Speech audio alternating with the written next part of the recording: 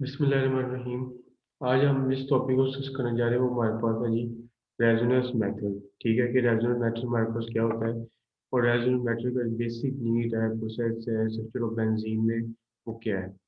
ठीक है, सबसे पहले हम डिस्कस करेंगे रेजोनेंस मेथड। रेजोनेंस मेथड क्या है, उसमें ये देखें कि आपके पास में जो है, हम यहाँ पे अगर लिखें तो हमारे पास नंबर ऑफ पॉसिबल आइसोमर्स। ठीक है, हमारे पास एक पेइंग स्कीम होती है। नंबर ऑफ पॉसिबल आइसोमर्स की एक पेइंग स्कीम है, जिसमें हायर दी जो आपके पास रेजोनेंस है, higher would be the possible pi electrons. ठीक है, higher would be the stability of benzene. तो ये आपके पास जो है एक बेसिक पर्पस है रेजोनेंस मेथड का। रेजोनेंस मेथड को बताने का कि रेजोनेंस मेथड जो है वो बेंजीन जो है अपने किस कहाँ तक बेंजीन अपनी एक्सेप्टेंस जो है उसको रखता है।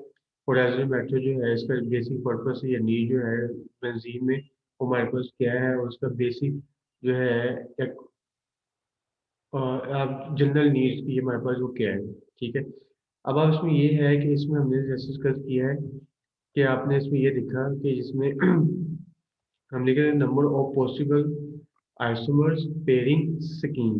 ठीक है ना। अब इसमें ये है कि इसका मतलब क्या है कि किसी कंपाउंड, ठीक है, कि जितने ज्यादा पॉसिबल स्ट्रक्चर बन सकते हैं और जितनी ज्यादा रेजोनेंस होती है वो उतना ज्यादा स्टेबल कंपाउंड होता है। ठीक है, higher the resonance, higher would be the stability। ठीक है, and higher would be the stability जो है आपके पास पाई इलेक्ट्रॉन्स की डीइलेक्ट्राइजेशन। ठीक है ना, तो स्टेबल कंपाउंड जो है वो आपस में वो फॉर्म करता है। ठीक है ना, यानी कि बेंजीन जो है आपके पास क्या है वो स्टेबल है, इसलिए बेंजीन हमारे पास क्या शो करता है, रेजोनेंस शो करता है। तो इसमें कह सकते हैं कि किसी कंपाउंड के जितने ज्यादा पॉसिबल स्ट्रक्चर बन सकते हैं और जितनी ज्यादा रेजोनेंस होती है वो उतना ही ज्यादा हमारे पास स्टेबल कंपाउंड होता है। ठीक है, तो ये आपके पास जो है एक रेजोनेंस बेसिक जो उसका मेथड है। और रेजोनेंस जो है हमारे पास एक आयरो के साइन से इंडिकेट किया जाता है। ठीक है, जिसके दोनों तरफ जो है हेड पे एरोज लगे हों, तो this is known as resonance. अब आपके पास मैं स्ट्रक्चर दिखाता हूँ। जैसे आपके पास एक दो स्ट्रक्चर हैं, दो सेंसेस थे, कैक्यूल एंड डीवा स्ट्रक्चर। ठीक है, कैक्यूल, ठीक है, ये है कैक्यूल। ठीक है, और ये आपके पास है डीवा। कैक्यूल और डीवर ने क्या किया था कि आपके पास एक कैक्यूल है और एक क्या आपके पास डीवर है। कैक्यूल और डीवर को देखें तो यहाँ पे आपके पास जो है, अब हमने यहाँ पे जस्टिफाई करना है कि इन दोनों के अंदर रेजोनेंस कहाँ होती है। ठीक है, अब आप ये देखें कि यहाँ पे एक कैक्यूल है और एक आपके पास क्या है, डीवर वैलेंस बॉन्ड। ठीक है, तो आपके पास लिखा हुआ है लेस इंपॉर्टेंट।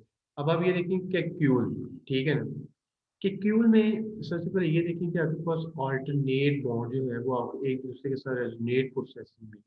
ठीक है, यानी कि वो रिंग के एक रिंग जो है बेंजीन के अंदर क्या कर रहे हैं, एक सर्कुलर फॉर्म में वो मूव कर रहे हैं। ठीक है, यानी कि ऑल्टरनेशन कर रहे हैं। और टेबल में ये आप ये देखेंगे कि आपके पास जो है यहाँ पे जो बॉन्ड है ना, वो एक इधर है एक इधर है, और एक इधर है एक इधर है, और एक इस साइड पे और एक साइड पे। तो ये अल्टरनेटिंग प्रोसेस जो है डीवन में नहीं है। ठीक है, क्योंकि डीवन में आपके पास जो है बॉन्ड जो डबल बॉन्ड है वो अल्टरनेट फॉर्म में नहीं है। तो इसका मतलब क्या है कि आपके पास यहाँ पे ये देखिए ना, कार्बन की जो बॉन्ड लेंथ है ना, एक ये वाली, और एक कार्बन की बॉन्ड लेंथ है ये वाली, और एक कार्बन की बॉन्ड है आपके पास ये वाली, ये वाली। ये कार्बन की आपस में यहाँ पे जो बॉन्ड लेंथ है ना ये बहुत ज्यादा है। ठीक है, जितनी आपके पास बॉन्ड लेंथ ज्यादा होती है उतनी हमारे पास बॉन्ड क्या होता है, वीक होता है। ठीक है, और जितना बॉन्ड लेंथ ज्यादा है इसका मतलब हमारे पास क्या है, बॉन्ड यहाँ पे वीक है। यहाँ पे थोड़ा सा आपको न्यू जस्टिफाई जरा कर ले, मैं आपको यहाँ से बता देता हूँ कि यहाँ पे जो ये जो स्ट्रक्चर है हमारे पास, ठीक है ना, ये जो डीवर और क्यूल है, इन दोनों में कुछ चीज़ें जो हैं वो जस्टिफाई की जाती हैं। ठीक है, कुछ चीज़ों का पेइंग स्कीम, कुछ चीज़ों का पेइंग मेथड जो है वो आपके पास जस्टिफाई होता है कि आप दोनों में जज कर पाए, वीक होता है। ठीक है, तो यहाँ पे आपने ये बात यार ये रखनी है कि जितनी बॉन्ड लेंथ, सॉरी, जितनी बॉन्ड लेंथ ज़्यादा होगी उतना बॉन्ड हमारे पास क्या होता है, वीक होता है। क्योंकि हमारे पास ये आपने याद रखना है कि डीवर स्ट्रक्चर में बॉन्ड लेंथ जो है हमारे पास क्या है वो बहुत ज़्यादा हाई है। और कार्बन की जब बॉन्ड लेंथ डी में हाई है, इसका मतलब है कि जितनी बॉन्ड लेंथ ज़्यादा होती है उतना हमारे पास क्या होता है जी, बॉन्ड जो है वो वीक होता है। तो आप यहाँ से इसको यूँ जस्टिफाई कर सकते हैं कि ये हमारे पास कैक्यूल में अल्टरनेशन प्रोसेस है, यानी कि ये बेंजीन है हमारे पास। ठीक है, और बेंजीन में हमारे पास जो अल्टरनेट बॉन्ड है वो रेजोनेट करते हैं, यानी कि number of pass possible Payal electrons की जैसे हमने बात की है, तो आपके पास उसकी प्रोसेस में डीलोकलाइजेशन होती है। ठीक है, और इस पॉइंट ऑफ व्यू से आपके पास क्या होता है, वो बेंजीन के अंदर जो सर्कुलर फॉर्म होती है वो आपके पास बॉन्ड जो है वहाँ पे रेजोनेट करते हैं, यानी कि अल्टरनेशन करते हैं अपनी। ठीक है, तो यहाँ से हम अगर इसको देखें तो ये हमारे पास है, इतना ज़्यादा स्टेबल नहीं है। ठीक है ना, तो यहाँ पे हमारे पास जो स्टेबिलिटी का फैक्टर है ना, अगर रेजोनेंस पॉइंट ऑफ व्यू से देखें वो D1 में नहीं है। हमारे पास स्टेबिलिटी का फैक्ट किसमें ज़्यादा है, हमारे पास स्टेबिलिटी का फैक्ट कैक्यूल स्ट्रक्चर में ज़्यादा है। ठीक है, क्योंकि यहाँ पे alternation and delocalization of pi electron या बॉन्ड्स की हमारे पास क्या होती है, वो हो रही है एक सर्कुलर फॉर्म में। ठीक है, बॉन्ड जो है अल्टरनेट और रेजोनेट कर रहे हैं, और यहाँ पे आपके पास जो है कोई रेजोनेशन प्रोसेस या alternation process is not formed. ठीक है, so you can say that David Wells bond less important is not stable. ठीक है, because in a Kekule process there is alternation of the uh, double bonds. ठीक है ना, and this in this process we can say that this is called stable process. ठीक है, ये हमारे पास stable process है, और इस प्रोसेस में हम ये बात कर सकते हैं कि हमारे पास बेंजीन जो है यहाँ पे खुद बेंजीन देखें खुद स्टेबल है। ठीक है ना, तो बेंजीन जब खुद स्टेबल तो आपके पास लीवर को नॉट मेंशन करेगा कि क्यू स्ट्रक्चर उसको हमारे पास क्या करेगा जी, मेंशन करेगा। ठीक है, तो आपने ये दोनों को बहुत अच्छी तरह से याद रखना है कि आपके पास कि क्यूल बैलेंस बॉन्ड में और डी बैलेंस बॉन्ड में कौन सी ज़्यादा स्टेबिलिटी है, इसकी नहीं है किसकी है। अब आप चलते हैं जी कंट्रीब्यूशन की तरफ। तो यहाँ पे हमारे पास कंट्रीब्यूशन की बात करें तो हमारे पास कंट्रीब्यूशन में डी वन सबसे की ओनली कितनी होती है, 20%। ठीक है, क्योंकि हमारे पास ये लेस स्टेबल है। तो हमारे पास कंट्रीब्यूशन जो है कि क्रूज सेक्शन में अगर देखें तो हमारे पास कितनी होगी, 80%, जो कि हमारे पास बहुत ज़्यादा स्टेबल है। ठीक है, तो यहाँ से आप उसको यूज कह सकते हैं कि ये हमारे पास जो है तो डीवर स्ट्रक्चर जो है, ठीक है, ये हमारे पास 20% कंट्रीब्यूशन करता है बेंजीन।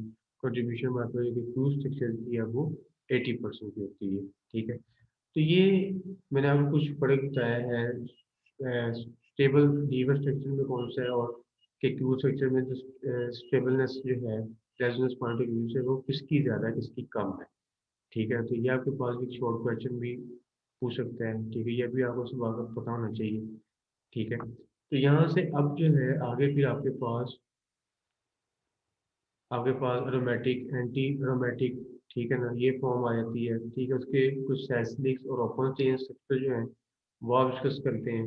ठीक है, उसके बाद जो है फिर आपके पास किन के दरमियान में कार्बन की बॉन्ड लेंथ है वो इतनी एंगस्ट्रॉम है। ठीक है, और किसके दरमियान में आ रही है, वो भी प्रोसेस जो है इसका अगला, इस टॉपिक का ही अगला पॉइंट ऑफ व्यू है जो हम अगली नेक्स्ट टाइम डिस्कस करेंगे।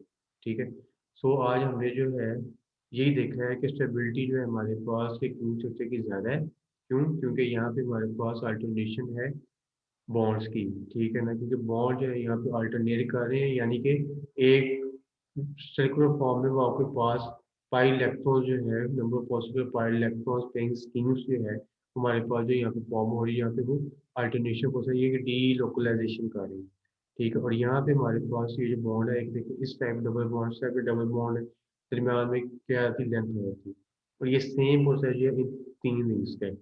ठीक है, जो D1 ने हमारे पास दी है, यहाँ पे D1 में सिर्फ क्या है, कार्बन की बॉन्ड लेंथ ज़्यादा है। तो पता है जितनी बॉन्ड लेंथ ज़्यादा है उतना बॉन्ड बॉन्ड पास क्या है, वीक है। ठीक है, तो इसका मतलब ये है कि इसको हम जस्टिफाई नहीं करेंगे, ये हमारे पास लेस स्टेबल है। जो मोस्ट स्टेबल है वो हमारे पास कौन सा है, एक स्ट्रक्चर है। तो आगे इंशाल्लाह जो है हम नेक्स्ट स्ट्रक्चर में अब जो है उसकी डिस्कस करते हैं नेक्स्ट स्लाइड में अपना इसके अगला टॉपिक ये जो एरोमेटिक एंटी एरोमेटिक, ठीक है ना, उसकी जो एंगस्ट्रॉम वगैरह कितनी लेंथ के टॉपिक, उसका जितना भी प्रोसेस है इस पॉइंट ऑफ व्यू का वो अगला हम डिस्कस करेंगे। Thank you so much.